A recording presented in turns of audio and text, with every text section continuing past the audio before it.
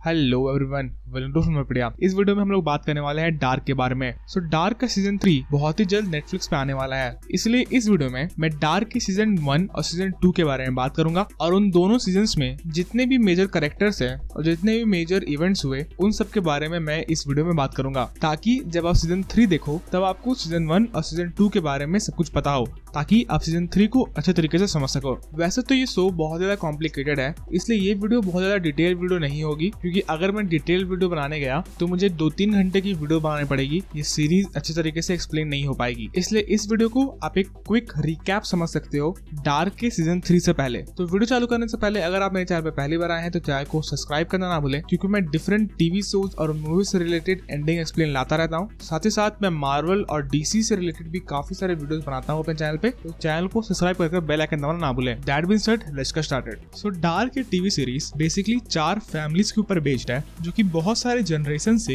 एक दूसरे से लड़ रहे हैं for the control of time. So dark के सारे इवेंट मेनली जर्मनी में होते हैं और मेनली वीडन में होते हैं, जो कि एक छोटा सा शहर इस शो में दिखाया गया है। और जो 4 मेन फैमिलीज हमें इस शो में दिखाए गए हैं वो सारे फैमिलीज एक दूसरे से इंटरकनेक्टेड है थ्रू अ टाइम लूप, जो कि हर 33 साल में अपने आप को रिपीट करता है। तो जो 3 मेजर साइकिल्स इस शो में डिस्क्राइब किए गए हैं उसमें से पहला साइकिल होता है 2019-20 में, दूसरा साइकिल होता है 1986-1987 में, और जो तीसरा साइकिल है वो होता है 1953 और 1954 में। हो सकता है कि सीजन 3 में हमें कुछ और साइकिल्स या कुछ और वर्ल्ड्स देखने को मिले। नेक्स्ट, इस सीरीज के 3 मेन कैरेक्टर हैं। पहला कैरेक्टर है जोनस, जो कि आगे जाके एडम बनता है। दूसरा मेन कैरेक्टर है क्लॉडिया का और तीसरा मेन कैरेक्टर है मार्था का। मार्था और जोनस बेसिकली टीनेजर्स हैं जो कि एक दूसरे को प्यार करते हैं, पर उनका रिलेशनशिप थोड़ा ज्यादा कॉम्प्लिकेटेड है, जिसके बारे में हम आगे बात करेंगे। साथ ही साथ एडम और क्लॉडिया ओल्ड एज है, और जो एडम है वो बेसिकली जोनस का ही ओल्डर वर्जन है। साथ ही साथ जो क्लॉडिया है वो एडम के खिलाफ लड़ रही है टाइम ट्रैवल के बैटल में, और वो यंग जोनस को गाइड कर रही है फॉर टाइम ट्रैवलिंग। नेक्स्ट, जो मार्था और जोनस है वो टेक्निकली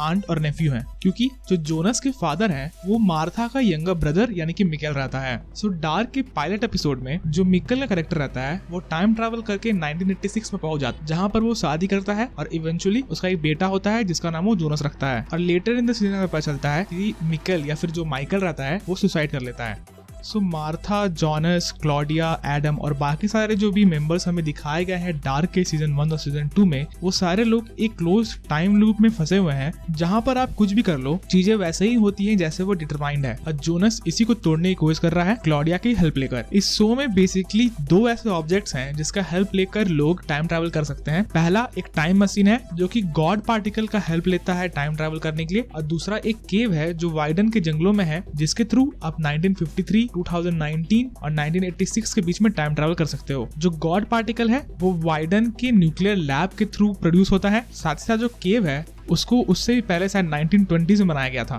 तो चलिए अब बात करते हैं क्लॉडिया और एडम के बारे में। सो एडम बेसिकली ओल्डर वर्जन है जोनस का, जो कि अपने बहुत सारे टाइम ट्रैवल के बाद एडम बना। अब वो एडम कैसे बना जोनस, ये अभी तक सीरीज में क्लियर नहीं है, शायद सीजन 3 में क्लियर होगा। साथ ही साथ जो क्लॉडिया है वो एडम के अगेंस्ट है और वो यंग जोनस को मदद कर रही है एडम को हराने के लिए। ये काफी कंफ्यूजिंग है, क्योंकि क्लॉडिया लड़ भी सेम आदमी से रही है और हेल्प भी सेम आदमी कर रही है। साथ ही साथ जो एडम है और जो यंग जोनस है वो दोनों डिफरेंट कॉज के लिए लड़ रहे हैं, जो कि बहुत ज्यादा कंफ्यूजिंग है और मेन मिस्ट्री है जो कि सीजन 3 में शायद सॉल्व होते हुए हमें दिखेगी। तो चलिए अब बात करते हैं नोआ, शार्लेट और एलिजाबेथ के बारे में। इनका स्टोरी लाइन भी बहुत ज्यादा मेसी है और बहुत ज्यादा कंफ्यूजिंग है। नोआ बेसिकली एडम के लिए काम कर रहा होता है और क्लॉडिया के अगेंस्ट होता है। सीजन 2 में हमें पता चलता है कि नोआ का जो कैरेक्टर है वो असल में शार्लेट का फादर है और शार्लेट की मदर उसकी खुद की बेटी एलिजाबेथ है। मुझे पता है ये बहुत ज्यादा कंफ्यूजिंग है, पर होता एक्चुअली में ये है कि क्योंकि नोआ टाइम ट्रैवल कर सकता था, इसलिए एपोकलिप्स के समय यानी कि 2019 और 2020 के बीच में नोआ और एलिजाबेथ मिलते हैं एक बंकर में, जब वो दोनों यंग होते हैं। तो 2053 तक जाते जाते वो दोनों शादी करते हैं। साथ ही साथ उनकी एक बेटी होती है शार्लेट। तो शार्लेट को टाइम ट्रैवल करके उसे ग्रैंडपा के पास छोड़ाते हैं 1980s में, और शार्लेट उसके बाद 1980s में बड़ी होती है। उसके बाद वहाँ पे वो शादी करती है और इसी के बाद एलिजाबेथ का जन्म होता है, जो कि एक्चुअली में शार्लेट की मदर भी है। तो ये बहुत ज्यादा कंफ्यूजिंग है और यही ब्यूटी है डार्क की। अब सीरीज ने ये अभी तक क्लियर नहीं किया है कि शार्लेट को पास्ट में कौन लेके गया था, और बहुत लोगों का मानना है कि क्लॉडिया उसे पास्ट में ले गई थी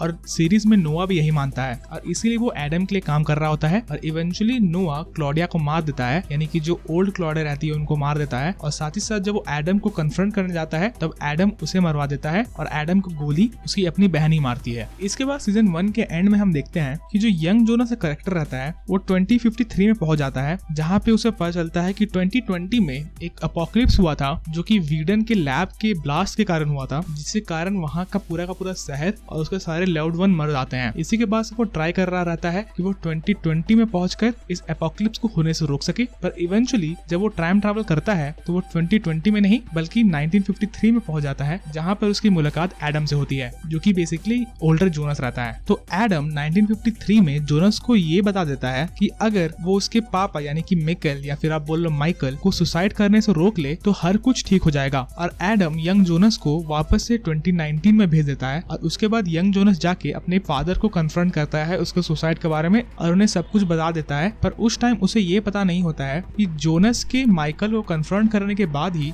माइकल के दिमाग में आता है कि उसे सुसाइड कर लेना चाहिए। तो ये भी एक बहुत ही बेहतरीन पैराडॉक्स एग्जांपल है। और इसी के बाद जब जोनास को पता चलता है कि एडम ने उससे झूठ बोला है तो वो क्लॉडिया की साइड को ज्वाइन कर लेता है। क्लॉडिया उसे टाइम ट्रैवल के बारे में सब कुछ बताती है और सिक मुंडस के बारे में बताती है। साथ ही साथ वो यंग जोनास को यंग क्लॉडिया के पास जाने को कहती है और यंग जोनास को ही क्लॉडिया को टाइम ट्रैवल के बारे में सब कुछ बताने को कहती है। मतलब डार्क के हर एक स्टोरी लाइन में आपको एक पैराडॉक्स मिल जाएगा जो कि बहुत ज्यादा कंफ्यूजिंग है, बहुत ज्यादा बेहतरीन भी है। इन्हीं सब के दौरान हमें यूलरिक, कैटरीना और हैना की लव लाइफ और अफेयर्स के बारे में पता चलता है। साथ ही साथ वो तीनों अपने अपने तरीके से टाइम ट्रैवल को फिगर आउट करने की कोशिश कर रहे होते हैं। यूलरिक 1954 में फंस जाता है और कैटरीना उसे ढूंढना चाहती है और जो हैना का कैरेक्टर रहता है वो बेसिकली यूलरिक से बदला रहना चाहती है, इसलिए वो यूलरिक को 1954 में छोड़ के आ जाती है। अब ये स्टोरी लाइन बहुत ज्यादा इंटरेस्टिंग भी नहीं है और बहुत ज्यादा इंपॉर्टेंट भी नहीं है, इसलिए मैं इसके बारे में ज्यादा बात नहीं कर रहा हूँ।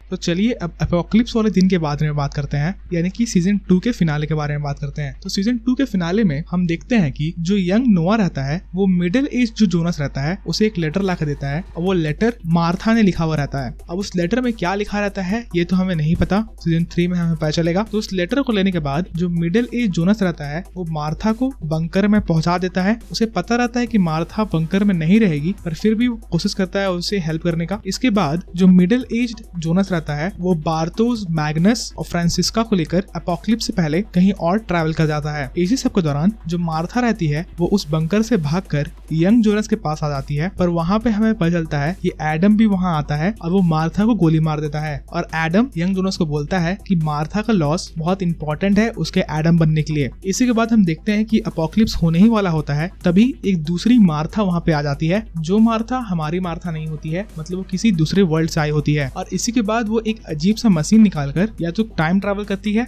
या किसी डिफरेंट वर्ल्ड में जाती है, हमें नहीं पता। सीजन 3 में हमें इस सब का आंसर मिलेगा। इसी के साथ साथ जो बाकी मेन कैरेक्टर्स हैं यानी कि Claudia, young Jonas, Elizabeth, Peter और रेजिना, ये सारे कैरेक्टर्स वीडन के ही बंकर में रहते हैं। साथ ही साथ जो हैना कैरेक्टर रहता है वो कहीं पास्ट में है और जो कैटरीना कैरेक्टर रहता है वो वीडन के केव की मदद से टाइम ट्रैवल करने वाली होती है। इसके अलावा जो शार्लेट और जो ओल्ड एलिजाबेथ कैरेक्टर रहता है वो गॉड पार्टिकल की मदद से टाइम ट्रैवल करते हैं। मतलब बेसिकली जो मेन कास्ट है डार्क का वो सीजन 3 में भी आपको जिंदा ही दिखेगा। कोई मेन कैरेक्टर असली में मरा नहीं है, बस तो मार्था मरी है, पर फिर भी हमें एक अल्टरनेट वर्जन ऑफ मार्था दिखेगी ही सीजन 3 में। तो इस वीडियो में मैंने डार्क सीजन 1 और सीजन 2 से रिलेटेड हर एक मेजर इवेंट को कवर करने की कोशिश की है। ऑब्वियसली मैंने बहुत सारे इवेंट छोड़े भी हैं क्योंकि ये सीरीज ही इतनी सारी कॉम्प्लिकेटेड है कि इतने छोटे वीडियो में मैं इस सीरीज को अच्छे तरीके से एक्सप्लेन नहीं कर सकता हूँ। पर अगर आपको ये वीडियो पसंद आई तो वीडियो को लाइक करना ना भूले। साथ ही साथ आप सीजन 3 के लिए कितना एक्साइटेड है ये भी मुझे कमेंट में लिख के बताएं। इसके अलावा अगर आप चैनल पे पहली बार आए हैं तो चैनल को सब्सक्राइब कर बेल आइकन दबाना ना भूलें, क्योंकि मैं ऐसे ही इंटरेस्टिंग वीडियोस आपके लिए लाता रहता हूँ। And as always thanks for watching.